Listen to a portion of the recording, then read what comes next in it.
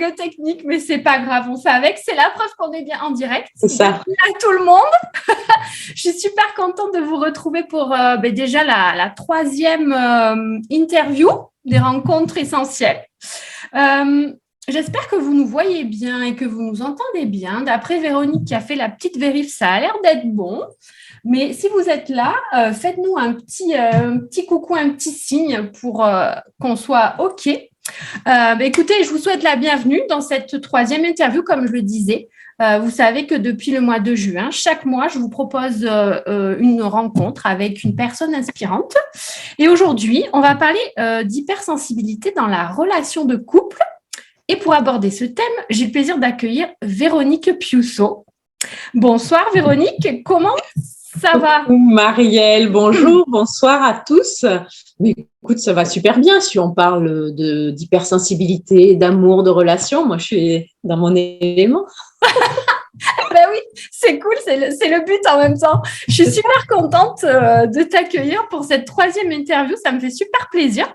Merci à moi aussi.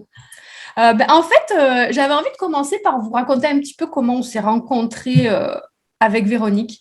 Donc, on était dans un groupe, je crois, le groupe d'Élodie à l'époque, les Wonder. Et puis, on s'est rencontrés un petit peu comme ça. On a commencé à se suivre de loin en loin. Puis c'est vrai que Véronique, on en parlera un petit peu plus tard, tu accompagnes les personnes à haut potentiel et ou hypersensibles. Et comme moi, ce thème est devenu important et même au cœur de mon activité de coaching. Du coup, on a commencé à se suivre. Et puis, quand j'ai fait mon sommet l'année dernière, tu m'avais proposé d'intervenir. Mais moi, j'avais tout calé, c'était tout. Oui, tu recherchais des personnes et puis je suis arrivée un peu tard, je crois. Voilà, exactement. On s'est loupé. On n'avait pas eu bon timing, en tout cas pour cet événement-là. Mais du coup, moi, ça m'avait fait super plaisir que tu me demandes ça et j'avais gardé l'idée dans ma petite tête bien au chaud. Et puis, quand j'ai eu envie de faire un autre événement en live cette fois, forcément, je me suis dit, je vais contacter Véronique, puisqu'on avait déjà bien accroché de loin en loin sur les réseaux, on va dire ça comme ça. Et puis là, l'opportunité s'est présentée. Donc, je suis super contente qu'on puisse finalement, tu vois, avec un peu de décalage, mais on s'en fout, de partager un bon moment. Et c'est vrai que quand on a préparé l'interview, on a passé un super moment. Enfin, moi, en tout cas, j'ai vraiment... j'ai aimé ta simplicité, ta douceur. Moi, j'ai vraiment kiffé quand on a préparé ça. Et du coup, je suis encore plus contente de faire une interview en direct avec toi aujourd'hui. J'ai bien apprécié notre échange en amont, quand on a préparé notre interview. Donc, je suis encore plus contente du coup de partager ce petit moment avec toi. Et puis... je vais passer à une présentation un peu plus formelle, on va dire. Donc, tu es révélatrice de puissance relationnelle, tu es psychopraticienne, thérapeute de couple, formée aussi à la sexologie positive.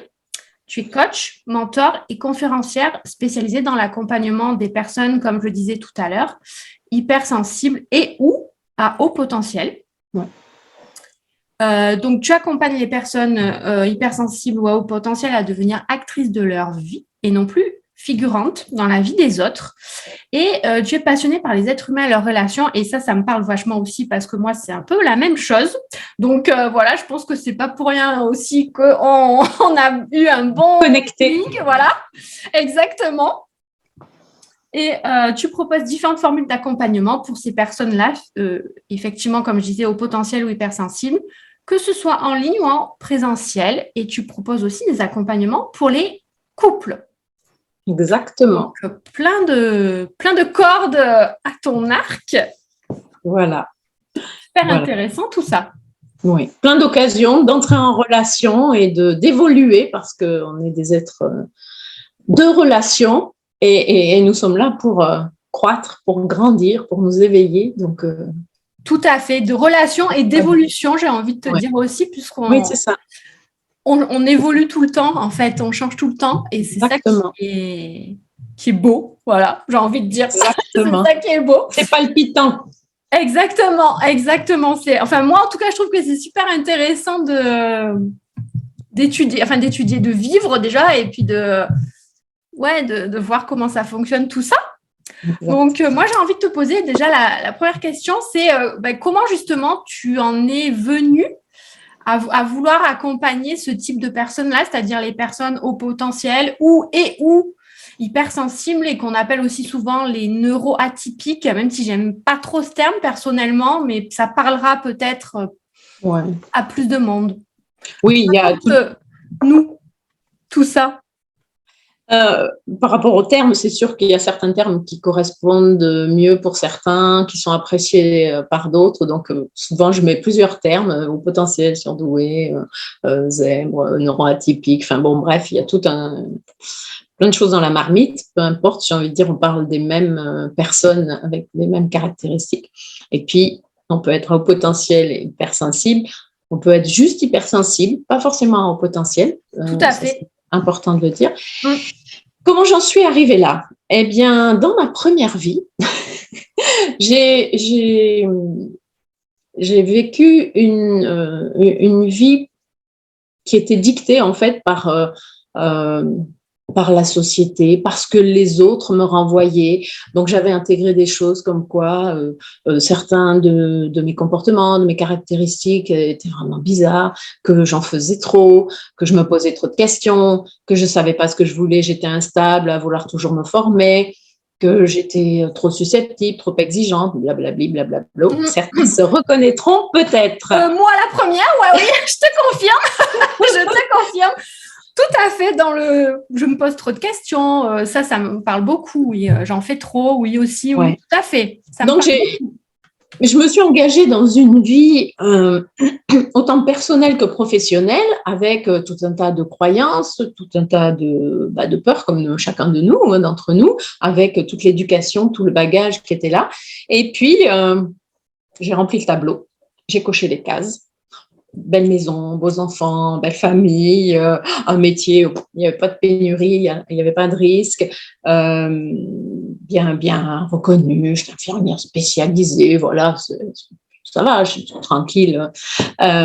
Et puis, mais petit à petit, en fait, je voyais bien que j'étais en train de m'éteindre, pour dire de crever à petit feu, parce que j'ai dû à un moment donné me dire, il faut que je sauve ma peau.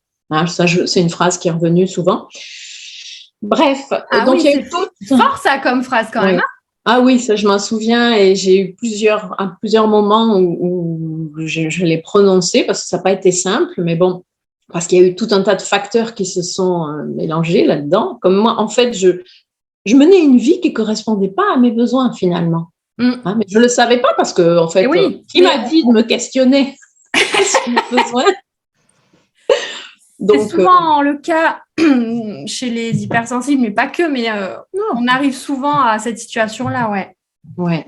Donc, en fait, comme je dis des fois, comme beaucoup d'entre nous, j'avais la conscience endormie, quoi. Et puis, il y a eu une succession d'événements, notamment des douleurs corporelles, des choses comme ça, que j'ai essayé de faire taire pendant longtemps, et qui étaient un peu tenaces, et pour cause. Et puis, j'ai essayé de les faire taire dans du travail, avec l'homéopathie, l'auriculothérapie, parce que j'avais fait des examens, tout ça, bon. Et puis, jusqu'à ce qu'à un moment donné, ça aille trop loin, puis que je me retrouve aux urgences. Et puis là, j'ai décidé de dire stop. Donc là, je te la fais courte, mais de dire stop. Et je me suis dit, maintenant, allez, écoute-toi. Ça faisait un moment déjà que je me disais, mais ça n'a pas de sens. Ça, c'est important. Ça n'a pas de sens. Est-ce que tu veux continuer encore 20 ans, 40 ans comme ça?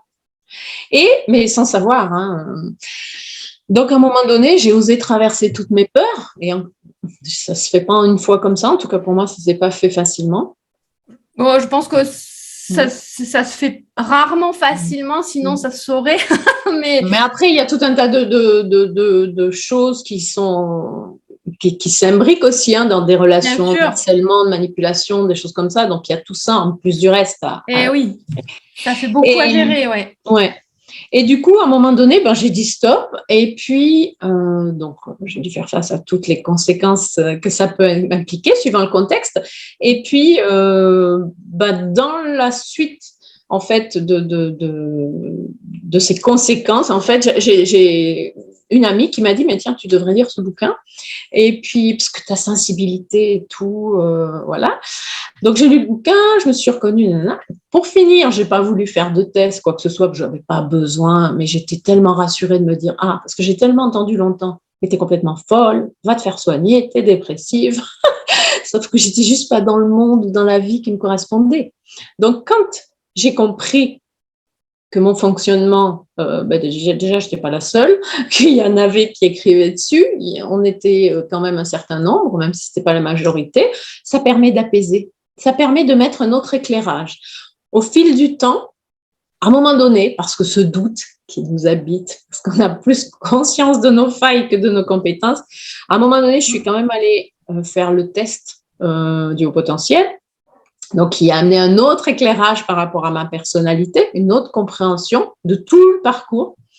Et du coup, une fois que j'ai traversé toutes ces épreuves, une fois que j'ai compris, que j'ai mis ce sens et que je me suis autorisée à être moi-même, ma vie, elle a tellement changé. Alors, elle a changé, elle change encore. C'était tellement Et elle changera encore. Mais oui, mais bien sûr. Mais je veux dire, j'aurais pu continuer comme ça longtemps. Mais j'étais enfermée dans un carcan. Ça me parle beaucoup ce que tu dis. Je pense que ça va parler aussi aux personnes qui nous écoutent. Je jette un œil juste au commentaire. Ah, je vois qu'il y a Michael qui te fait un coucou, Véronique. Coucou, Michael. Alors, Véronique ne peut pas voir vos commentaires, c'est normal, mais moi, je vais essayer de faire le lien. Toujours une joie de t'écouter, Véronique. Voilà, je transmets. Merci Michael. J'espère que tu kiffes. Mais pour en revenir à ce que tu as partagé, Véronique, honnêtement, moi, ça me parle beaucoup ton parcours parce que j'ai quasiment le même et je pense que beaucoup d'hypersensibles qui nous écoutent vont se retrouver aussi. Ce que tu as dit, notamment le sens, la quête de sens, ça c'est super important. Le fait de mettre un mot sur le mode de fonctionnement. Tu avais, si c'est pas indiscret, tu avais à peu près quel âge quand tu as mis un mot sur ton hypersensibilité? Alors, le fait que je sois très sensible, je le savais depuis longtemps, mais je n'avais pas compris que c'était, il y avait un certain pourcentage de gens qui avaient c'était un mode de fonctionnement au niveau du système nerveux et tout ça. Donc, en fait, moi, j'ai tout compris. Enfin, entre l'hypersensibilité et puis le haut potentiel, j'ai compris, j'avais passé 40 ans, moi. Bah, tu sais, moi, je l'ai appris il y a 2-3 ans, j'avais 39, 40 ans aussi. Donc, mais je pense qu'on n'est pas les seuls en plus à le découvrir tard. Et j'ai même entendu des personnes qui l'avaient découvert encore plus tard que ça. Sûr. Donc, c'est un truc de fou. Mais moi, je retiens dans ce que tu as dit, ce qui m'impacte, c'est la recherche de sens parce que je pense qu'on en a extrêmement besoin quand on est hypersensible. Et le fait, de se retrouver dans un carcan, dans une vie sans s'en apercevoir au départ, forcément. Mais tu réalises pas, tu penses que c'est ça dans la société, tu veux la maison, le chien, les enfants, le mari, le métier sûr, stable. Et je pense réussi. qu'on a tous. Ouais, voilà, je pense qu'on a tous fait ça, mais c'est le formatage, je pense, de la société qui fait que voilà. Et bravo de t'en être tiré. Moi, j'ai envie de te demander, du coup, quel est le bouquin que tu as lu qui t'a fait le déclic? Alors, le premier bouquin qu'on m'avait conseillé, c'était Je pense trop. Ah, oui. De Christelle Petit-Colin. Et du coup, ça m'a poussé à faire d'autres recherches, à lire d'autres choses, à écouter des conférences et tout ça, quoi. Ouais. Donc, tu vois, c'était le premier pas où d'un coup, je me disais, ok, il y a peut-être quelque chose là. Tu vois? Oui, et ce que j'ai retenu aussi dans ce que tu as dit, c'est je crois que tu as dit le soulagement ou l'apaisement quand tu as compris que oui, tu n'étais pas folle. Non, je répète, ce n'est pas une maladie, l'hypersensibilité, ce n'est pas une pathologie, c'est un mode de fonctionnement. J'aimerais bien que si vous reteniez au moins une chose à chaque fois que j'interviens avec des personnes, c'est que c'est pas une maladie, c'est pas une tare ni un défaut. Voilà, c'est un mode de fonctionnement. Je pense que l'on est du verbe naître avec. Il peut aussi, parfois j'ai lu qu'il pouvait aussi se révéler en quelque sorte après un événement un peu puissant, traumatique ou moins traumatique, mais quelque chose qui nous bouscule. Mais voilà, je pense que quelque part on est du verbe naître avec et que tant qu'on n'a pas mis on le sent intuitivement, mais que tant qu'on n'a pas mis un mot dessus, on va culpabiliser, on va rentrer dans le moule, etc. Donc, ça me parle beaucoup ton parcours, Véronique. Merci de le partager avec nous. Mais tu vois, donc pourquoi je l'ai fait? Parce que j'avais envie de permettre à d'autres de sortir de ce carcan, ceux qui ont envie, évidemment, c'est pas une obligation, Bien de sûr. s'autoriser. Hein. Et puis, par rapport à ce que tu disais tout à l'heure, c'est vrai que ce qui est important, c'est que c'est pas un problème, cette hypersensibilité. C'est l'environnement dans lequel on va la vivre qui va impacter notre épanouissement ou pas. Hein. Parce que si je nais dans une famille, même si elle n'a pas mis de mots sur l'hypersensibilité, mais qui est attentive aux besoins de l'enfant, qui respecte, qui accueille, qui favorise la créativité, qui n'est pas dans le jugement, qui n'a pas peur de la différence, ben, je vais m'épanouir. Ça aide beaucoup, c'est sûr. Si j'ai un environnement qui est défavorable, qui juge, qui fait ressortir ce côté anormal, hein, dans le sens à côté de la norme, ben là, je vais générer du stress, de l'incompréhension, de l'anxiété, un sentiment de décalage, enfin, tout ça. Exactement, exactement. Et je pense que ça, c'est super important pour tous ceux qui nous écoutent. Moi, je l'ai vécu, hein, le sentiment de décalage, être anormal. Oh là là, je vais pas m'étendre là-dessus ce soir, sinon on y passerait des heures. Mais oui. Alors, je fais une petite pause commentaire. Vas-y. Michael qui nous dit « Je suis moi aussi hypersensible, mais j'ai tendance à le cacher. » Tu n'es pas le seul, Michael. Ouais. Malheureusement, tu n'es pas le seul. Moi, je l'ai fait. Véronique, je pense que tu as dû le faire aussi. Oui, c'est ça. C'est notre faux self, là, parce qu'on a besoin… Exactement. Voilà. J'allais le dire. J'allais le dire. Tu vois, tu m'as enlevé les mots de la bouche. Non, il n'y a pas de souci. Ça prouve qu'on est connectés. Donc, oui, Michael, tu n'es pas le seul. Rassure-toi. Après… à un moment donné, je pense que ça coince. Moi, c'est ce qui s'est passé dans mon parcours aussi. Hein. J'étais salariée, je cochais les cases, voilà. Et à un moment donné, à force de se suradapter, il y a un moment donné où ça coince. Moi, j'ai pas fait un burn-out, mais j'étais pas loin quand même. Hein, quand je me suis arrêtée, quand j'ai enfin réussi à m'arrêter, j'étais pas top, hein, ni physiquement ni moralement. Bon, après j'ai remonter la pente, etc. Je ne vais pas tout vous dire parce que ce serait trop long, mais oui, tu n'es pas le seul. Et j'ai envie de dire, moi, ce qui me vient à l'esprit, c'est que c'est dommage de le cacher. Bien sûr. Je ne sais pas ce que tu en penses, Véronique, avec le recul, tu vois. Alors, c'est clair que… Après, c'est vrai que quand on est in situ, peut-être salarié ou peu importe le contexte, on a peut-être du mal encore à le… Mais il n'y a pas que le côté professionnel. Tout est lié. Il n'y a pas nous dans l'intime et nous dans le côté professionnel. Sinon, on se divise là comme ça. Et comme je dis, l'autre fois, j'ai fait une story, j'ai dit, vous n'êtes pas des saucissons. Je suis une thérapeute holistique. Je ne vous coupe pas en tranches. Je prends l'individu dans sa globalité.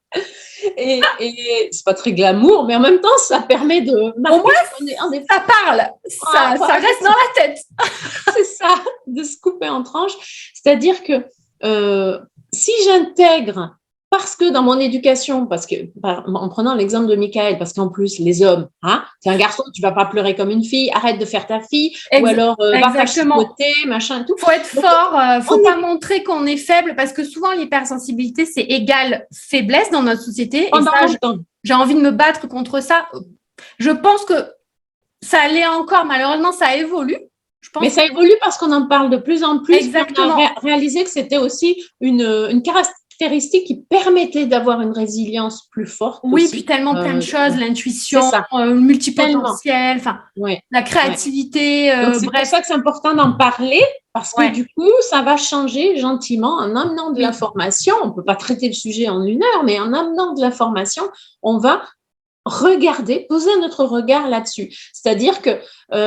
donc, justement, en tant que garçon, on va être formaté un peu comme ça, pas pleurer, pas ci, pas là, c'est les filles. Hein. Et puis, du coup, qu'est-ce qu'on fait? On est en train de nier des parts de nous. Et quand on nie ces parts de nous parce qu'on a envie d'être aimé, de ne pas être rejeté, d'être en relation, nous sommes des êtres de relation, on ne va pas laisser apparaître tout ça. Donc, en fait, à un moment donné, c'est un peu comme si on arrivait à un certain âge, comme amputé de certaines parties de nous. Hein, et puis, forcément, on se sent mal. Et puis, justement, on ne peut pas déployer tout notre potentiel puisqu'on a refusé d'entendre ça. Et souvent, certaines personnes, même hypersensibles, peuvent paraître froides parce que c'est pas qu'elles sont pas hypersensibles, c'est qu'elles ont verrouillé tout ça parce que c'était tellement souffrant quand je l'exprimais. Je me faisais rejeter, je me faisais juger, donc j'ai préféré verrouiller tout ça. Et du coup, ces personnes-là vont être beaucoup plus dans le mental et pas connectées à leur corps. Et en fait, pour les hommes, j'ai envie de dire, c'est encore plus dur. J'avais fait justement un petit reel là-dessus sur Insta pour les hommes en disant, mais c'est un vrai trésor. Et c'est important de se tourner vers soi, d'aller aimer, d'aller connecter. C'est comme s'il y avait une caverne d'Ali Baba là en vous et qui va être tellement riche pour créer des relations avec des gens qui vont vous accueillir pour qui vous êtes. Ça va vous demander beaucoup moins d'énergie. Ça va être tellement plus grandiose. Bien sûr, il y en a qui comprendront pas. Puis, bien sûr, et puis au mais moins, ça, c'est inévitable. On pourra être nous-mêmes, le vrai nous, quoi. Enfin, le vrai nous. L'authenticité. C'est ça. Et je pense que ça, c'est super important. Et je sais que c'est pas évident. Donc, Michael. Alors, Michael, nous dit, j'ai conscience que c'est dommage de le cacher, mais je viens d'une famille où on nous apprend à être fort. Et je travaille dans une usine suisse où les mentalités sont pas top. C'est ce que tu disais, Véronique, l'environnement familial, c'est aussi très important, ouais.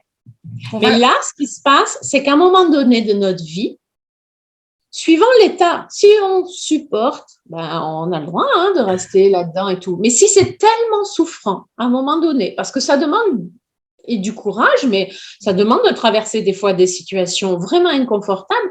Mais si on peut choisir de rester là en ayant conscience de voilà tout ça. Il n'y a pas à juger. Mais si on décide qu'à un moment donné, je veux me sentir pleinement vivant, je veux goûter à cette vie, je suis seule responsable. C'est moi qui tiens le crayon de mon histoire. Je fais un petit clin d'œil à toi qui écris. Oui. C'est moi qui tiens le stylo de mon histoire, c'est moi qui écris les prochains chapitres de ma vie. Et quand je suis en train de m'effacer, de ne pas me montrer, je ne fais pas bénéficier le monde de ma lumière, je peux pas rayonner avec tous ces trésors qui sont en moi. Donc, en fait, je donne le pouvoir à l'extérieur de me définir. Alors, je comprends la famille, je comprends le travail et tout ça, et c'est difficile d'évoluer là-dedans. Et en même temps, à un moment donné, c'est de se dire, voilà, où est-ce que j'en suis? Est-ce que c'est OK pour moi? Et puis, j'avance comme ça. Ou est-ce que j'ai vraiment trop mal? Et je me dis que je vais commencer à m'aimer, à assumer qui je suis. Et les gens, je vais faire confiance que les gens qui m'aiment vraiment, ils vont être heureux parce qu'ils vont me voir me révéler, ils vont me voir m'épanouir. Et les gens qui sont avec moi par intérêt, parce que je leur apporte ceci, ou parce que je leur apporte cela, ou qui aiment le personnage que je joue, c'est pas grave si on les perd. Ça fait un tri naturel finalement. Mais au lieu de la quantité, on aura peut-être la qualité. Ah, mais tout à fait, tout à fait. Écoute, c'est super intéressant. En tout cas, alors aujourd'hui, on va faire un petit zoom sur l'hypersensibilité et donc la relation de couple. Donc, est-ce que tu peux nous rappeler un petit peu, on en a déjà parlé déjà là, des caractéristiques de la personne hypersensible. Je crois que on a déjà fait un peu le tour. Oui. Dis-moi si tu voulais rajouter quelque chose par rapport à ça ou si tu veux directement passer. Non, mais voilà, mais de toute façon, c'est les sens exacerbés, que ce soit un ou plusieurs sens, une hyper-empathie, où on va percevoir l'énergie de l'autre, on va percevoir, sentir ses émotions, on va avoir des réactions émotionnelles intenses, intenses et qui peuvent varier rapidement. Oui. Qui peuvent être effrayantes et parfois on peut s'entendre dire mais t'es complètement bipolaire toi, ça c'est les raccourcis. C'est vrai, les montagnes, moi j'appelle ça les montagnes russes, mais c'est ça. Ça peut être déstabilisant, oui, pour les personnes qui connaissent pas le mode de fonctionnement parce qu'on peut aller très haut et la seconde d'après on peut aller très bas. Enfin, je caricature, mais pas loin. C'est pas loin. Oui, mais c'est ça, ou dans la journée ou vraiment peu de temps d'intervalle et ça peut être déstabilisant pour les autres. C'est vrai. On va aussi avoir une capacité à traiter les informations en profondeur. On va percevoir le monde avec une intensité, avec des détails vraiment très importants. C'est ça aussi des fois qui leur fait prendre du temps pour prendre certaines décisions parce qu'en fait, ils vont prendre beaucoup de réflexion. Ouais, il y a beaucoup de paramètres. Et oui, exactement, exactement. C'est pour ça qu'on a souvent du mal à prendre des décisions, à faire un choix. Et oui, et puis oui, c'est ça, on a du mal à faire un choix. Moi, souvent, je me suis retrouvée dans des magasins, je n'arrivais pas à choisir, mais j'ai pris les deux. Mais écoute, c'est la meilleure solution. Pourquoi? Au moins, c'est réglé. T'as raison. Et du coup, alors, si on se focalise un petit peu plus sur le couple, quelles sont selon toi les choses qui peuvent poser problème justement quand on est hypersensible et en couple? Alors, des choses qui vont impacter, affecter, qui vont prendre de la place dans la relation de couple. Alors, toutes ces caractéristiques sont des caractéristiques humaines, hein, donc d'autres peuvent avoir aussi, mais ils ne les ont pas toutes et pas avec la même intensité. Bien sûr.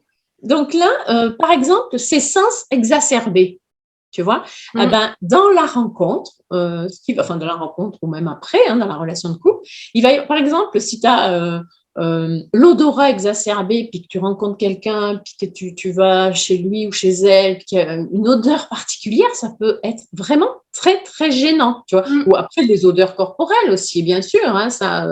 Ou alors, il va y avoir... par exemple, le timbre de voix, on sait que ça peut être tellement séduisant, tellement attirant, ou alors ça va nous repousser. Mais ça n'enlève rien aux qualités de la personne, hein, à la valeur de la personne, ça n'a rien à voir. Bien sûr. Il va y avoir aussi un sens de l'esthétique qui va être exacerbé et qui peut venir à mettre son nez là un petit peu titiller dans la relation. Si par exemple il y en a un qui a des tenues vestimentaires qui ne sont pas tout à fait en adéquation avec le sens de l'esthétique de l'autre, par exemple, ben voilà, tout ça, tu vois, ce sens-là, aussi l'odeur et tout ça, ça va avoir un impact aussi par rapport au désir. Hein, ça peut avoir un impact par rapport au désir. Il y a aussi, par exemple, je pense à une caractéristique au niveau du toucher. Quand on a ce sens particulièrement exacerbé, quand l'autre nous caresse, peut-être au bout de 30 secondes, ou je ne sais pas, peu importe, la durée, c'est pas ce qui est important. Au début, c'est super agréable. Puis au bout de, je ne sais pas, 30 secondes, on a l'impression qu'il va creuser une tranchée dans notre peau, tellement c'est sensible, même s'il le fait avec beaucoup de délicatesse. Et en fait, tous ces petits détails que je viens de nommer, ce n'est pas évident de l'exprimer à l'autre parce qu'on a peur qu'il se vexe ou qu'elle se vexe. Oui, puis en plus, c'est le début, on ne se connaît pas, Mais on a peur de tout ça, mais on a à écouter ce qui se passe en nous. C'est-à-dire que si je dis, là, ça me fait mal. Donc l'autre, peut-être qu'il ne va pas comprendre. Mais je vais juste l'expliquer, puis factuellement, là, ça me fait mal. Tu peux continuer, mais à tel endroit, par exemple, tu changes comme ça. On va s'expliquer. C'est important dans le couple, dans la relation, mais dans toute relation. Une fois qu'on connaît, qu'on a mis cet éclairage, c'est ça qui est hyper important, qu'on a mis cet éclairage sur notre fonctionnement, on va l'assumer, peu importe ce que pense l'autre. Mais dans une relation de couple, il faut bien se connaître pour après pouvoir expliquer à l'autre notre fonctionnement. Oui. Je dirais, comme dans tout couple, quelque part, parce que nous sommes deux individus singuliers, avec une histoire, avec un caractère différent, avec des croyances, une éducation, on va devoir apprendre à se connaître. Ça en fait partie. On va devoir travailler sur la forme. Comment je vais le formuler à mon partenaire ou mon potentiel amoureux ou amoureuse, hein, comment je vais dire les choses en intégrant que ma façon de percevoir le monde et de percevoir les choses n'est pas la même que pour l'individu qui est en face de moi. C'est vrai pour deux personnes, on va dire, pas hypersensibles, mais je crois que c'est encore plus vrai pour un hypersensible et quelqu'un qui ne l'est pas, parce que forcément, l'hypersensible, lui, il va tout sentir, voir avec des détails et beaucoup plus d'intensité que l'autre. Et du coup, oui, effectivement, ça peut perturber. Donc, si je comprends bien, toi, tu conseillerais dès le début d'en parler, de dire, voilà, moi, j'ai un mode de fonctionnement hypersensible. Alors, moi, j'ai pas envie, je suis pas là pour qu'on se mette une étiquette parce qu'on n'est pas que hypersensible, tu vois. Bien sûr. Donc, ce qui est important, c'est que nous, on soit au clair avec nous, qu'on apprenne à se connaître qu'on assume, qu'on se sente pas coupable, qu'on n'ait pas à cacher quoi que ce soit. Ça veut pas dire qu'on arrive, on dit maintenant tu me prends comme ça et puis basta. Non, c'est pas ça. C'est juste voilà, moi je fonctionne comme ça. L'idée du couple, c'est qu'on grandisse, on s'élève, on s'éveille ensemble, d'accord? Donc on va chacun se soutenir et on va chacun se découvrir. On doit avoir de la curiosité pour l'autre. Donc, qu'est-ce qui va se passer dans la rencontre? Ce qui est important, c'est pas de se dire faut que je trouve un hypersensible, ou alors si je vis mal mon hypersensibilité, je vais dire surtout pas parce que je veux fuir ça. Ah oui, c'est Et je vais le mettre de côté. Alors non, parce que je vois ça comme une tuile, quoi, en gros. Donc oui, on va pas en rajouter. Mais si je me dis non, voilà, moi je suis comme ça, mais je vais passer du mental au corps. La priorité, c'est pas de savoir si l'autre est hypersensible ou pas, c'est de savoir comment je me sens quand je suis en sa compagnie. Qu'est-ce que mon corps m'envoie comme signaux? Quelles sont les petites sensations que j'éprouve? Je ne parle pas de l'excitation, mais est-ce que je suis en paix? Est-ce que je me sens respectée? Je suis bien? Est-ce que je suis écoutée? Est-ce que c'est agréable? Est-ce que c'est désagréable? Tu vois? Il y a des fois des choses qui vont être un piège, en fait, c'est de croire que l'autre dans la rencontre amoureuse, va venir compenser toutes les incompréhensions de l'environnement aussi. Tu vois? Donc là, il va me sauver, il va accueillir, tu vois, ça va être mon sauveur. Et là, on met toutes les conditions, toutes les chances de notre côté pour tomber dans des relations toxiques aussi. Hein, on se met en rôle de victime, sauveur, bourreau et compagnie. Donc, l'autre n'a pas ce rôle, il n'a pas à nous sauver. On peut ne pas se comprendre et s'aimer quand même, hein, dans le couple après.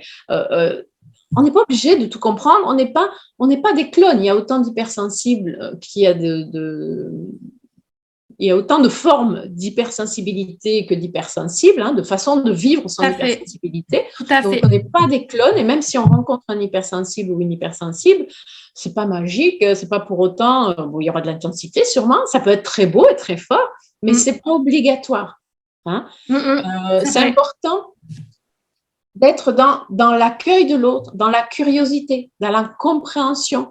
Mais en parlant de curiosité, les hypersensibles, tu vois, qui ressentent les émotions, l'énergie, la tension qu'il peut y avoir chez l'autre, parfois, ça peut être vécu difficilement par le ou la partenaire, parce que si j'arrive en me disant, tu sais, quand tu as tes antennes là, de l'intelligence émotionnelle qui sont déployées, qui disaient, ah, mais j'ai l'impression qu'il y a quelque chose qui ne va pas là, qu'est-ce qu'il y a chez toi là? Tu n'as pas l'air bien là. Mais non, tout va bien, non, tout va bien. Tu vois, si tout à coup, tu es mal, tu n'en as pas encore eu conscience, puis ton partenaire a déjà perçu les tensions qui sont à l'intérieur de toi, ça peut être déstabilisant, voire intrusif. Hein? Et puis, du coup, la personne, puis parfois, elle n'a pas envie, elle a le droit de ne pas vouloir en parler. Bien sûr.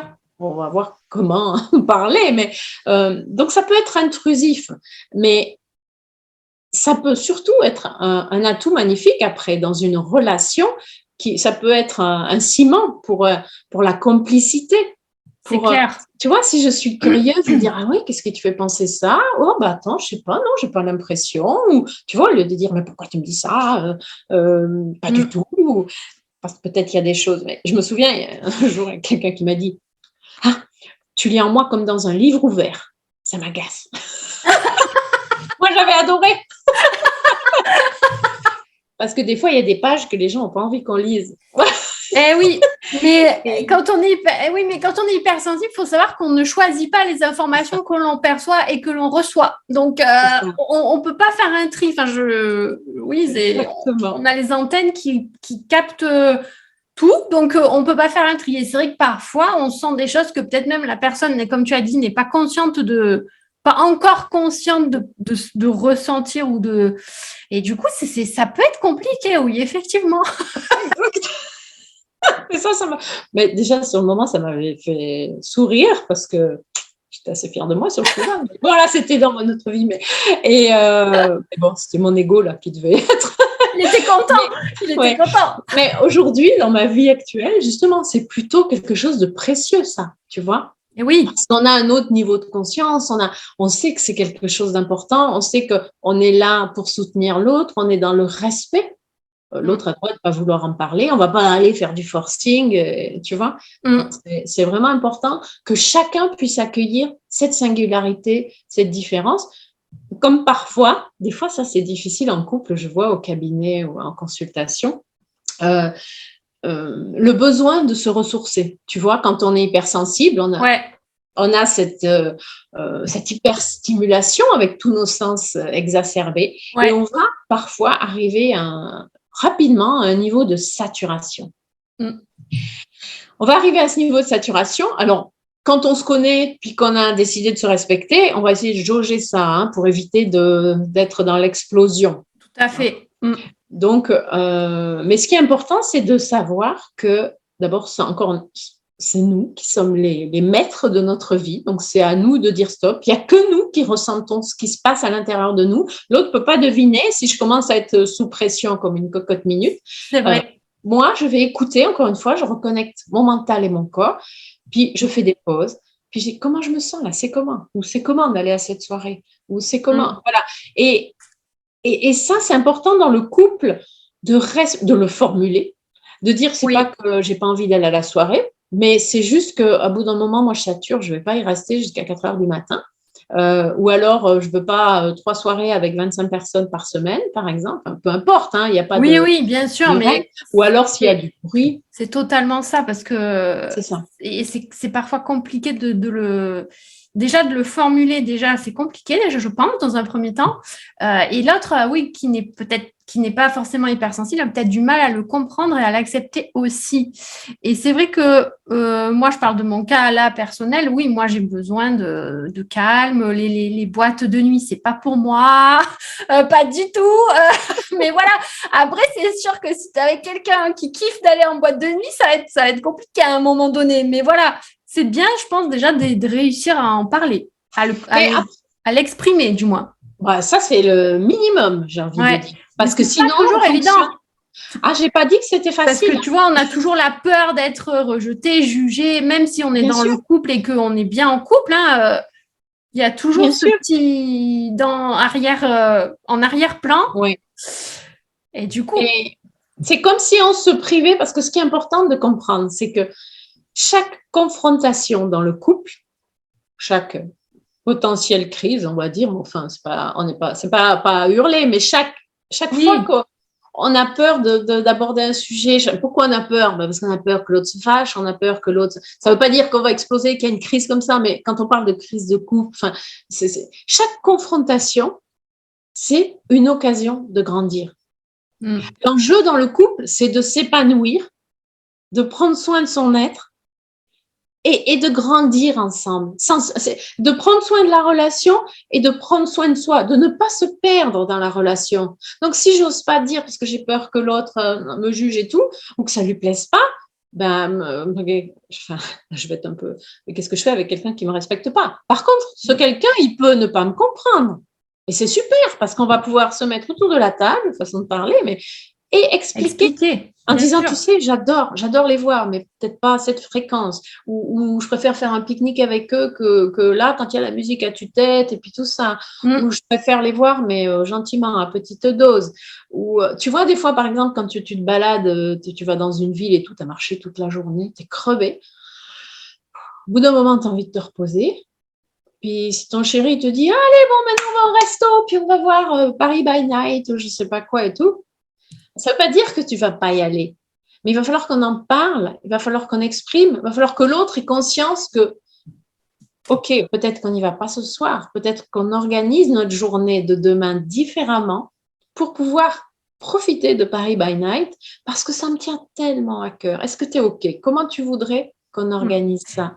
C'est une co-construction. En fait, je trouve que ça demande de la communication, comme dans tous les couples, évidemment, mais peut-être encore plus, justement, quand on est hypersensible, de savoir, de dire les choses. Je pense que c'est super important. Et donc, la communication, je trouve que c'est la base, comme dans tout couple, mais peut-être encore plus quand il y a l'hypersensibilité qui se met au milieu, là. Et dans ce que tu me dis, j'entends aussi compromis, comme dans tous les couples aussi, finalement. Tu vois, on réorganise autrement peut-être, ou on écoute. Le couple, c'est ça. C'est co-construire et c'est faire des ajustements en permanence. Ajustement, voilà, c'est exactement ça. Moi, je sais pas ce que tu en penses, mais dans ce que tu me dis, j'ai l'impression que l'hypersensibilité, ça met un petit peu plus de... je sais pas comment dire ça. C'est encore plus important. Voilà, et du coup, on est peut-être un peu plus, alors pas obligé, mais si on veut que ça fonctionne, il faut plus communiquer, peut-être faire plus d'ajustements, tu vois, que dans un couple, on va dire, normal, où il n'y a pas l'hypersensibilité qui se raccroche. Qu'est-ce que tu en penses? Je crois que ça vient exacerber tout ça. C'est ça. C'est pas qu'il y en a plus, c'est juste que, oui, quand je suis triste, je suis très triste, je suis au fond du trou. Et peut-être que toi, ça te peine un peu, mais moi, je suis au fond du trou. Mais je vais juste accepter que tu traverses cette émotion. Je vais l'accueillir déjà moi-même. Il faut que je sache que mes émotions, on va avoir à grandir notre intelligence émotionnelle aussi. Parce qu'être hypersensible, ça ne veut pas dire avoir une grande intelligence émotionnelle forcément. Donc, on va apprendre cette intelligence émotionnelle, on peut la travailler, apprendre à reconnaître nos émotions, à avoir une meilleure maîtrise de soi, avoir une volonté, un engagement pour grandir à ce niveau-là. Enfin, il y a tout un tas de choses. Et j'ai perdu le fil, mais ça va revenir. Tu disais que l'hypersensibilité, ça exacerbe un petit peu tout ça, mais que c'est pas forcément dans la quantité, dans plus de communication, mais tu sais, d'ajustement.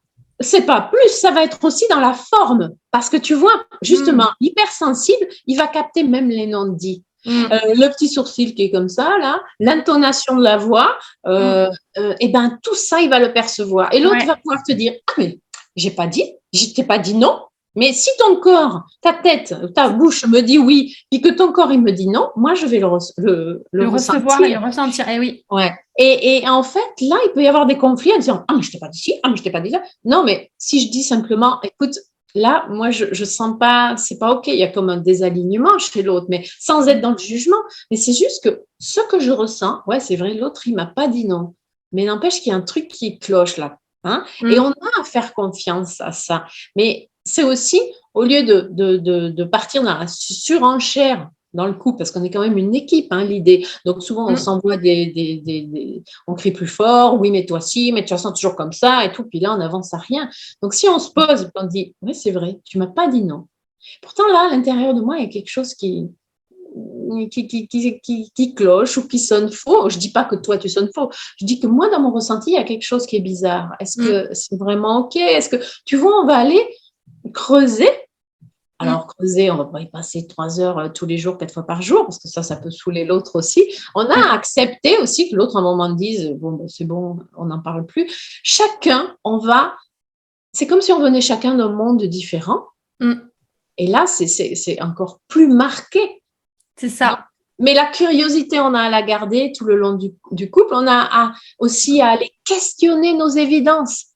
Parce que mes évidences à moi, avec mon fonctionnement d'hypersensible ou de potentiel comme ça, et avec mon éducation et tout ça, c'est pas forcément les mêmes évidences que mon partenaire qui est d'une autre région. Mais pour tout un chacun, mais disons que les résultats ou les réactions vont être, tu vois, moi je veux dire, enfin c'est la base quoi, pour avoir des bonnes relations, il faut se comporter comme ça. Et oui, on est toujours dans l'intensité, donc forcément dans le bien ou dans le moins bien, ça va être beaucoup plus marqué. Et ça va demander, de prendre le temps, de marquer peut-être plus des temps de respiration, d'accueil, de prendre du recul, de se connecter aux faits. C'est quoi les faits? Plutôt que de dire à l'autre tu, on va essayer de factuellement, dans cette situation, je me sens comme ça, tu vois, on va utiliser la communication non violente, bienveillante, et puis on va apprendre surtout comme on aura appris à se connaître dans l'idéal, parce que pour construire un couple heureux, il faut 2 célibataires heureux, donc qui savent tenir debout tout seuls quelque part, qui ont fait un travail sur soi. Bon, c'est pas toujours le cas quand on se rencontre jeune, mais on peut le faire évidemment en couple et se soutenir là-dedans, aller visiter nos blessures et avoir conscience de tout ça.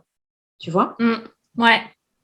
Donc, quand on aura travaillé là-dessus, ça va être au service de la relation qu'on va construire. On ne va pas attendre de l'autre qui pense toutes nos blessures. On va réaliser qu'il va falloir... c'est-à-dire que c'est pas parce que je suis hypersensible que j'ai le droit d'exploser dans tous les sens. Hein. Je peux être très, très touchée, très blessée, très triste ou très en joie, mais en général, ça pose moins de problèmes. Voilà. Et c'est pas pour autant que je vais tout balancer ou que je vais hurler sur tout le monde. Tu vois, si je suis en colère, je vais sentir l'émotion qui monte.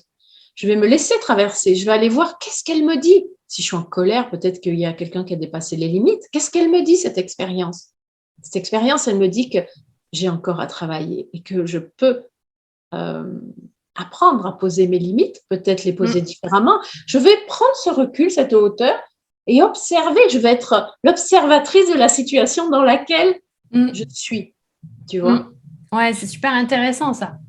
Ouais, c'est vraiment important d'avoir cette belle connexion avec l'autre quand on est en couple, d'être dans l'accueil et d'aller visiter aussi nos peurs, hein, comme tu dis. Des fois, moi, je peux avoir peur de dire ça à mon partenaire ou comme ça, parce que j'ai peur qu'il... Mais si je reste dans ma peur, alors comme je disais tout à l'heure, on gomme certaines facettes de nous, et puis en même temps, je ne fais pas confiance, enfin, je ne fais pas confiance, c'est pas conscient, mais c'est comme si je ne faisais pas confiance en l'autre, à sa capacité à m'accueillir.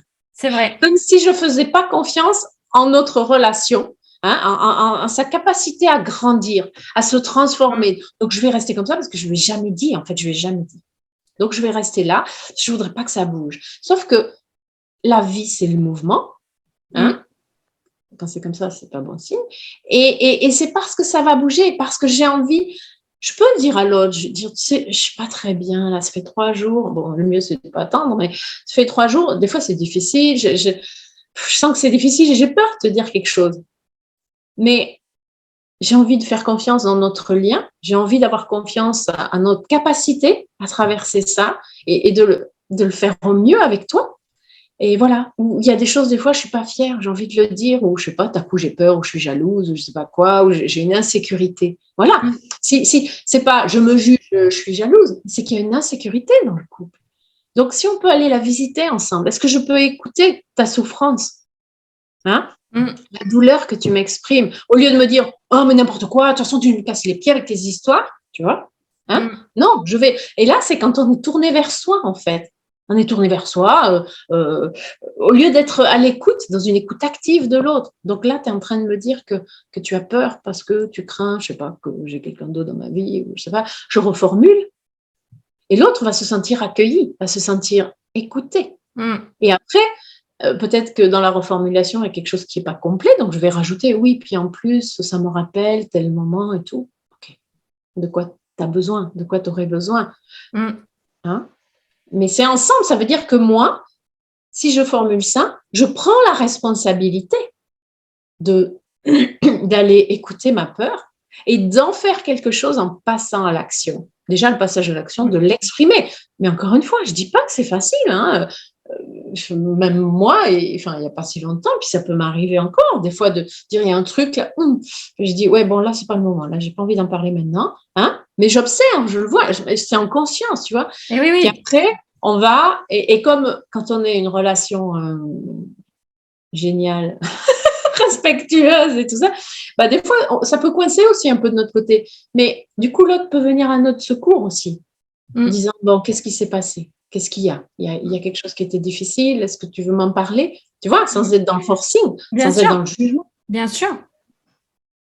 Alors, à ton avis, est-ce que c'est nécessaire d'être obligatoirement deux hypersensibles pour être heureux en couple? Ben, tu vois, comme je disais tout à l'heure, si on est deux hypersensibles, ça risque d'être intense, on peut être plus heureux, la relation peut être plus forte et tout ça, mais c'est pas un gage de bonheur, parce que ça peut être très explosif, ça dépend le rapport qu'on a avec notre hypersensibilité. Je crois que les choses qui sont vraiment importantes, ça va être la personnalité de chacun, la volonté d'aller à la rencontre de l'autre, d'être curieux, le côté bienveillant, tu vois, ça va être la capacité de chacun à exprimer ses besoins, hein, à ça, prendre c'est super important. sa responsabilité. Parce que si on est dans le « oui, mais enfin, si tu m'aimes, tu devrais savoir », là, on est dans la pensée magique. Non, ça marche pas comme ça, tu vois. Ouais. Et je crois que plus que d'être hypersensible les deux, c'est si on a un niveau de conscience suffisamment élevé pour réaliser que l'autre est singulier, l'autre est autre, l'autre n'est pas mon clone. C'est pour ça qu'on a été attirés aussi. Souvent, On se c'est pas pour complète. rien. On se complète. Et puis l'autre vient me faire travailler quelque chose. Eh oui. Si moi, je suis hyper spontanée, expressive, et puis que mon partenaire a zéro expression sur son visage ou qui peut pas m'exprimer ses émotions et qu'il n'a pas accès, ça va me faire travailler un petit peu là. Moi c'est clair. Pour qui peut-être les émotions, l'expression, c'est la base. C'est clair. C'est clair. Mais c'est pas pour autant, l'autre n'est pas que ça. Donc, qu'est-ce que j'ai à apprendre de ça, tu vois? Ouais. Et ça, c'est chaque expérience. Alors, évidemment, si sur cet exemple, si à côté, il n'y a que des choses négatives ou difficiles à vivre, bon, il faut se poser la question pour qu'on est ensemble. Mais s'il y a un tas de choses précieuses dans la relation, puis qu'il y a ce point-là, tu te dis, mais j'ai à apprendre quelque chose, j'ai à grandir à travers ça. Et ouais, c'est ça qui est notre rôle, c'est d'être authentique en osant être nous. Parce que sinon, je joue un rôle et l'autre, il va m'aimer pour le rôle que je joue. Mais pas pour moi-même. Il va peut-être pas pour moi-même, disons. C'est-à-dire que si je fais semblant de ne pas être touchée alors que je suis touchée, il va m'aimer pour la fille qui n'est pas touchée. Enfin, tu vois ce que je veux dire? Et oui, bien sûr. Oui. Ou si je fais croire que j'adore faire la fête jusqu'à 4h du matin alors que c'est l'enfer pour moi, un jour, il ne va pas comprendre pourquoi j'y vais pas. Eh oui. Puis c'est moi, finalement, qui l'aurais trompé quelque part. Je n'aurais pas été authentique. C'est vrai. Tu vois? Donc, est-ce que je suis en train d'entretenir mon faux self, là, cette identité que je me crée parce que j'ai peur de ne pas être aimée? Ou est-ce que je m'aime suffisamment pour me montrer telle que je suis en me disant que j'ai envie d'être aimée pour qui je suis. Et je n'ai pas envie de faire semblant. J'ai envie qu'on m'aime pour qui je suis parce que je suis une personne, comme chacun d'entre nous, qui a de la valeur et qui mérite d'être aimée pour qui elle est, pour qui il est. C'est clair. Qu'on soit hyper sensible ou pas, en fait, finalement, ça rentre pas vraiment. Enfin, c'est une caractéristique en plus, mais voilà, c'est tout. Finalement, chaque personne, hypersensible ou pas, voilà, elle mérite, comme tu as dit, d'être aimée pour ce qu'elle est vraiment, quoi. Et si j'ai peur de perdre tous ces gens autour de moi, c'est peut-être que je suis pas dans un environnement, parce que j'ai fait semblant, donc je suis dans un environnement où des personnes qui matchent avec la personne que je laisse apparaître. Oui, mais pas forcément avec mon vrai moi. Mais non, comment veux-tu? C'est pas leur faute non plus. C'est sûr. Si moi je me dis, moi j'adore, je sais pas, la beauté, les expos, j'adore les relations dans ce contexte-là, j'adore, je sais pas quoi, je vais aller nourrir ce besoin. Ou ce besoin cognitif aussi, de me former ou de choses comme ça, tu vois, de découvrir des choses, d'approfondir des sujets. Et je vais connecter avec des gens. Bien sûr. Pourquoi on est là aujourd'hui? Je vais connecter avec des gens qui sont touchés par mes centres d'intérêt. Bien sûr. Et puis les autres, même si, je sais pas, ma famille, peut-être, c'est pas leur centre d'intérêt, c'est sûr que je vais pas passer des heures avec eux. Enfin, à mon âge, évidemment, quand on est jeune et puis qu'on vit chez eux, tout c'est encore différent. Mais oui. On n'est pas obligé parce qu'on est de la même famille ou parce que, voilà. Et je repense à l'exemple de Michael tout à l'heure par rapport au travail. C'est pareil, j'ai aussi longtemps été dans un travail que j'idéalisais quelque part. Moi, j'ai travaillé longtemps au bloc opératoire, donc voilà. Ok. Et j'adorais mon métier, pas du tout la façon dont on devait l'exercer, pas du tout les relations que je vivais. Bref, je ne vais pas rentrer dans le détail, mais c'était pas du tout, mes valeurs étaient pas du tout respectées. Donc, il y avait une espèce de désalignement et j'étais tellement mal là-dedans. Donc, mes valeurs, j'ai cherché à les nourrir, à les respecter toujours plus. Et c'est pour ça que là, moi, dans ce que je fais depuis plusieurs années maintenant, dans l'accompagnement, j'ai pas l'impression de travailler. C'est ça. C'est exactement ça. que du bonheur.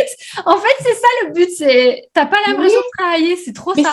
c'est pas juste une citation. C'est les gens, ils lisent ça. Des fois, ils disent fais ce que tu aimes et tu ne travailles plus un seul jour de ta vie. Mais Je sais plus quoi. oui, Et puis ils disent, ils réalisent pas. Mais c'est la vérité. Mais c'est seulement quand tu l'expérimentes bien que tu sûr, réalises. bien sûr. Donc, mais oser être soi, ça veut pas dire que c'est simple.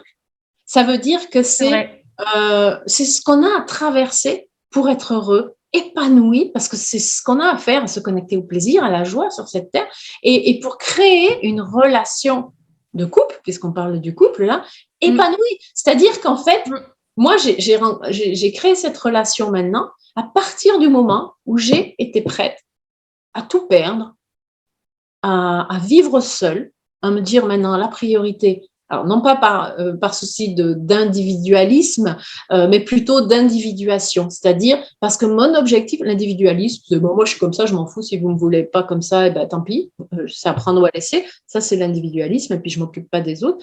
Mais l'individuation, c'est Jung qui parle de l'individuation, c'est la pleine réalisation de son soi, c'est-à-dire de son unicité. Aller à chaque fois au plus près de qui l'on est. Et c'est ça, souvent, au milieu de vie qu'on traverse. C'est vrai. Et ça peut être inconfortable. Parce que, comme tu disais, comme dans ton travail, tu sentais que tu n'étais pas aligné avec...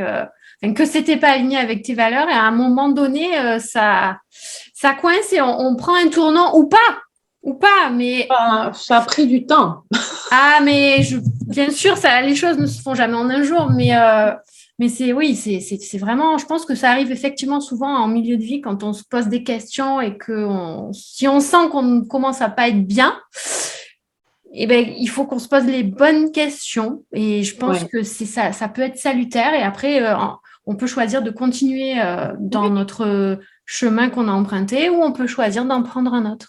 Et puis, des fois, c'est pas des tremblements de terre à chaque fois, je trouve. C'est important de le préciser parce que ça peut faire peur aussi. Mais c'est pas des tremblements. Il peut y en avoir.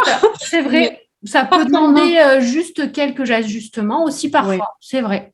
Exactement. Donc, du coup, si je t'ai bien suivi, en fait, la recette du bonheur, moi, j'ai envie de te dire que d'après ce que tu me dis, c'est finalement être soi-même. Qu'est-ce que tu en penses? C'est être soi-même dans le couple, ne pas être soi-même, mais en développant l'écoute de l'autre. Dans l'hyper-empathie, on va être beaucoup chez l'autre, on va se soucier de ne pas le blesser, de pas le ou la, évidemment, de pas tout ça, mais en fait, on est déconnecté de nous. Donc, en fait, c'est comme une petite gymnastique qu'on va avoir à faire, c'est-à-dire, qu'est-ce que je ressens? Mais je suis à l'écoute de l'autre, je le ressens, l'autre, de toute façon, mais moi, parce que je ne peux pas être bien avec l'autre si je ne suis pas bien avec moi, si je n'écoute pas tout ça. Donc, on va choisir des moments, on va pouvoir discuter ensemble, des moments où on va être vraiment dans l'écoute, dans l'expression, on va se prendre des moments de qualité de présence ensemble pour discuter. C'est pas entre deux portes qu'on va traiter un problème ou une question qui est difficile. On va choisir nos moments de discussion. Et oui. Donc, voilà, c'est oser remettre en question nos évidences aussi sur le couple. C'est-à-dire qu'en tant qu'atypique, on n'a pas forcément envie de construire un couple comme tout le monde.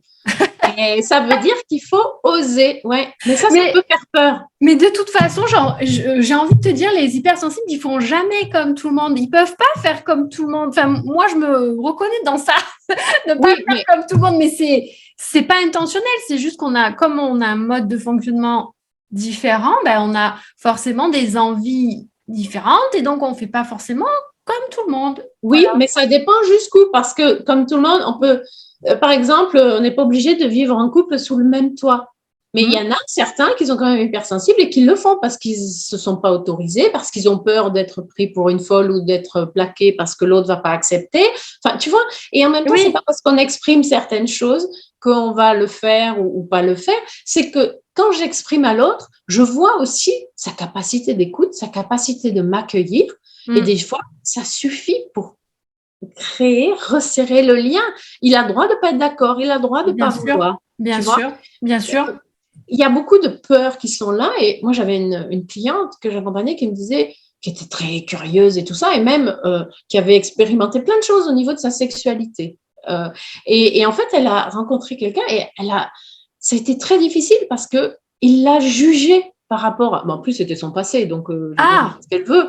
Mais ça fait partie aussi de la grande ouverture d'esprit. Ça ne veut pas dire qu'elle va faire ça toute sa vie et tout, mais ça veut dire que là, t'en es où? On doit régulièrement se dire, mais voilà, c'est quoi ton besoin, c'est quoi ton projet, qu'est-ce que tu mets dans le couple, qu'est-ce que ça veut dire pour toi? On va aller, tu vois, le sens des mots aussi est important. Hein? c'est vrai. Et donc, on va aller le questionner, parce que si on dit, ah oui, alors nous, la fidélité, c'est très important, hein? Oui, mais ça veut, si pendant 20 ans, on s'est dit ça, puis un jour, mais si j'étais fidèle, ah ben non, t'as pas été fidèle parce que t'as fait ça, ça. Oui, mais enfin, on n'a jamais défini, c'était quoi la Eh fidélité? oui, eh Où oui. elle commence, où elle finit? Et en plus, j'ai envie de te dire, peut-être que l'hypersensible, il a des définitions pas tout à fait conventionnelles Justement, de c'est pour ça certains que ça concepts. encore plus exactement. C'est pour ça, toi, tu parles de convention, c'est ce que je dis, moi, questionner nos évidences. Ce qui C'est est, ah ça. bah oui, non, mais c'est évident. Ben non, c'est pas évident. C'est-à-dire que Ouais. peut-être qu'on aura la même définition, Et peut-être qu'on peut-être aura, pas. et peut-être pas, mais tant mieux, ben comme ça, c'est vite réglé, en tout cas pour un moment, parce qu'on peut évoluer. Bien sûr. Et puis au moins, ça permet d'être clair avec l'autre et de se mettre d'accord sur la définition de chaque concept, hein. Et ça Exact. évite, je pense, beaucoup peut-être de malentendus ou de situations un peu inconfortables. Oui, et puis de garder en tête qu'on évolue et que la question, c'est pas parce que je te l'ai posée au début où on se fréquentait que 18 ans après, je peux pas te la poser parce que ça évolue. Hein? Parce Ouais, que j'ai des gens comme ça, des fois. Oui, mais je t'avais demandé à l'époque. Et ouais, en et on 2012 croit que pour. on croit que c'est gravé dans le marbre, mais en fait, non. Ouais, c'est vrai. Et ce qui m'a fait palpiter peut-être pendant un temps, aujourd'hui, j'en ai plus du tout envie. C'est vrai. T'as Tu raison. vois? Et c'est vrai qu'on a souvent tendance à dire, une fois qu'on en a parlé de quelque chose, ben ça y est, c'est réglé, on range. Ben Mais en non, fait, non, pas forcément. non, Pas pas du tout. forcément. Et ouais. Tu vois? Mm. Donc, il y a vraiment ça, c'est apprendre à se connaître, à s'aimer, garder en tête qu'on est une équipe. Hein? Et je veux dire, si la femme ou l'homme que j'ai en face de moi se met dans des colères pas possibles parce que je suis comme ci, comme ça, qui tente de me changer, qui me dit arrête de faire ci, arrête d'être comme ça, à un moment donné, on peut se poser la question, quoi. C'est sûr. C'est peut-être, il n'y a pas le bon match. C'est pas moi, en fait, qui devrait être là. Enfin, tu Oui, vois, oui, bien sûr. Bien sûr. on peut pas demander à l'autre de changer. On va évoluer chacun, c'est sûr. Et des fois, c'est un Oui. des points aussi un peu qui peuvent entraîner des difficultés, c'est la vitesse d'évolution Et oui, de aussi. l'un ou de l'autre. Mais on peut Ouais. aussi, Le avec notre rythme. niveau de conscience, se Mm. dire, ben, en ce moment, voilà, en ce moment, c'est lui qui évolue un peu comme ça. Après, ça sera moi. Mais si on est toujours dans du respect, de la bienveillance, puis que chacun, on va exprimer nos besoins comme ça. Donc, c'est bien que tu évolues, mais tu ne perds pas de vue la relation, peut-être. Ça serait sympa qu'on fasse quelques projets ensemble. Ça va. Tu vois? Mais plutôt Mm. que de dire, ouais, il n'y en a que pour, je sais pas, tes formations. Non, c'est de se dire, ok, j'adore, parce que je sais que ça te passionne. Hein? Mais moi, là, je sens que j'ai besoin qu'on nourrisse cette relation. Mm. Hein, ça, c'est important à chaque fois de ne pas l'oublier. Dans le couple, on est 1 plus 1 égale 3. Hein? Toi, moi et la Le relation. couple. Ouais. Mm. Mm. Bah écoute, c'est super intéressant, mais on va devoir, on va devoir conclure parce que moi, je pourrais t'écouter pendant des heures, mais on va devoir à un moment terminer, c'est dommage, mais on aura d'autres occasions Je sûrement. suis bavarde. Oui, mais c'est super intéressant, donc franchement, moi, ça ne me pose pas de soucis. Bah, du coup, pour finir, j'ai envie de te demander, par rapport à toutes tes expériences que tu as eues dans l'accompagnement des couples, etc., est-ce que pour toi, l'hypersensibilité, quel rôle elle joue? Est-ce que ça peut être un booster, un plus positif pour le couple ou pas forcément? Ben, Comment tu l'as perçu? pour moi, je crois que c'est comme tout, il y a un revers de la médaille, mais ça Ouais, dépend de comment on va l'utiliser. Si moi je pense que c'est un fardeau, hein, des fois il y a ah, des groupes, hein, oui, je vois sur Facebook comme ça, tout le monde ils passent leur temps à mettre le focus sur le négatif. oui, Puis en gros, il faut être prêt à quitter ce rôle de victime pour se dire, ben, ok, je prends ma responsabilité et ça peut être merveilleux.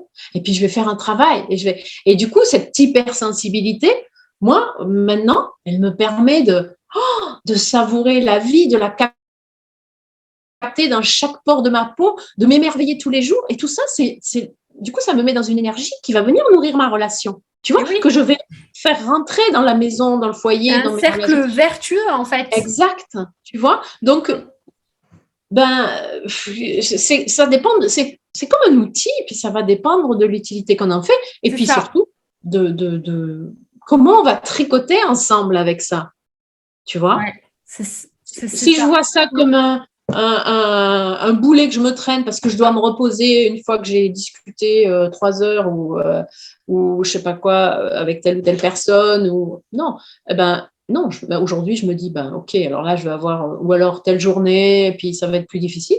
Je prévois rien, ou je prévois plus de blocs de repos, ou d'aération, ou de marche. Hein. Là aussi, moi, je me connecte beaucoup à la nature. La nature, oui, souvent, les hypersensibles en ont besoin, ouais. Et ça, on peut se dire que ça fait là dans le couple, mais ça fait partie. C'est moi, je prends ma responsabilité d'entretenir ma machine, ma machine avec ses caractéristiques. Et ouais. Parce que je ne peux pas rouspéter mon partenaire quand je rentre, parce que je suis épuisée, puis parce que si, puis parce que là. Je peux lui dire, écoute, là, j'ai pas envie de discuter ce soir, je suis vraiment crevée. Hein, ça, j'ai le droit de lui dire, si c'est trop tard, je ne peux pas aller marcher ou comme ça. Et puis, ok, j'écoute, c'est pas maintenant. Et puis, ce sera demain ou ce sera, tu vois. Ouais. Mais c'est de notre responsabilité de sentir, d'écouter et puis de prendre soin. Hein. Ouais. Ne pas attendre que l'autre vienne quand c'est presque quand c'est trop tard, quand on est au point de non-retour, tu vois, essayer d'anticiper un peu, de décompresser comment on dit ça, enlever la vapeur, quoi, avant que ça explose. Mais c'est ça, mais ça, on peut le faire. Moi, un de mes outils, c'est la pleine conscience. Hein. C'est se connecter à notre corps, vraiment, parce que quand on se connecte à notre corps, on va apprendre à ralentir, on va apprendre à sentir les micro-signaux, pas l'ébullition au moment où j'ai envie d'exploser. J'ai plus rien, j'explose. Mais c'est parce que j'ai pas su écouter tous les signaux qu'il y avait avant. C'est pas un jugement. C'est juste, ou pourquoi mon corps, il m'envoie plein de symptômes? Parce que je me maltraite. C'est ça, ça s'apprend. Et voilà, donc c'est vraiment, moi je dis des fois, j'aide mes clients à rebrancher la prise entre la tête et le corps. Et le cœur, exactement, les trois têtes, les trois. C'est ça. Et voilà, donc c'est pas une fatalité, c'est pas un fardeau. Alors ok, on va peut-être avoir un degré d'exigence plus élevé, mais enfin, c'est notre vie, quoi. On va pas s'encombrer de personnes qui nous correspondent pas. Tout à fait, je suis totalement d'accord avec toi, Véronique. Écoute, moi, j'ai bien envie qu'on termine là-dessus. En tout cas, moi, j'ai passé un super moment. Merci beaucoup pour ton partage. Merci à toi. Des questions, les personnes qui sont connectées, c'est le moment. Véronique, elle se fera un plaisir d'y répondre si vous en avez. Donc, n'hésitez pas si vous avez des petites questions. En tout cas, en attendant, parce qu'il y en a toujours un petit décalage, j'ai mis les coordonnées de Véronique au-dessus de la vidéo. Donc, si vous voulez la contacter, aller un peu plus voir en détail vers la relation de couple, etc. Mais n'hésitez pas, je vous ai mis sa page Facebook, son profil Insta et son site internet. Donc, d'ailleurs, sur le site, si vous voulez, il y a un test gratuit. Hein, si vous voulez savoir si vous avez plutôt un profil d'hypersensible, vous pouvez aller sur mon site. Et puis, vous pouvez, en répondant aux questions, comme ça, c'est super. Voir, voilà, donc il ne faut pas hésiter à aller sur le site pour voir ça. Ok, super. Écoutez, je n'ai pas l'impression que j'ai des questions. On va attendre encore un petit peu quand même. Je vais regarder, je vais faire un petit point. J'en profite, un petit point sur les commentaires du coup. Sinon, si les questions viennent après, je pourrais aussi. Oui, voilà, n'hésitez pas. Je pourrais venir répondre. Dans les commentaires de la vidéo, elle sera en replay sur ma page et puis je la mettrai aussi plus tard sur ma chaîne YouTube, donc vous pourrez la voir en replay. Et n'hésitez pas, vous pourrez contacter directement Véronique ou moi si vous avez des questions. Pour l'instant, j'en vois pas. Donc, écoute, Véronique, je pense qu'on va clôturer cette interview. En tout cas, merci beaucoup. C'était C'était super intéressant. J'ai kiffé. Moi aussi, moi j'adore, t'as vu? Alors, c'est parfait. On a kiffé toutes les deux. J'ai envie de te dire que c'est l'essentiel. Et puis, je pense que ça va aider plein de personnes. Oui, j'espère que voilà, qui peuvent avoir des difficultés en couple et encore plus quand on est hypersensible. Donc, n'hésitez pas à contacter Véronique si vous en ressentez le besoin. Et puis dites-nous, peut-être si ça vous a apporté quelque chose. Oui, dans les commentaires, oui. Si vous regardez un replay ou comme ça. Bien sûr, ouais, n'hésitez pas à laisser des commentaires. Michael qui nous dit c'était très instructif. Écoute, tant mieux, Michael, si ça t'a apporté des éléments, c'est fait pour. On est là pour ça, donc super génial. Et puis, comme je le disais, cette interview, elle restera sur ma page en replay dispo gratuit. Et puis, je la mettrai aussi sur ma chaîne YouTube. Donc, vous aurez accès à tout. Merci encore, Véronique, pour ton partage. Merci, Marielle. Merci, ça fait plaisir. Moi aussi, c'était vraiment super. Et puis moi, je vous retrouve le 6 septembre pour la prochaine interview. Et on parlera des vagues émotionnelles, comment les accepter, comment les accueillir et aussi comment s'aimer.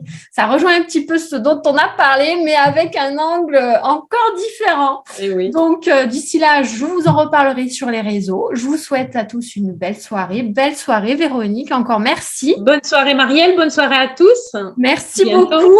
Et merci. Puis, je vous dis à bientôt tout le monde et à bientôt Véro. Ciao, ciao.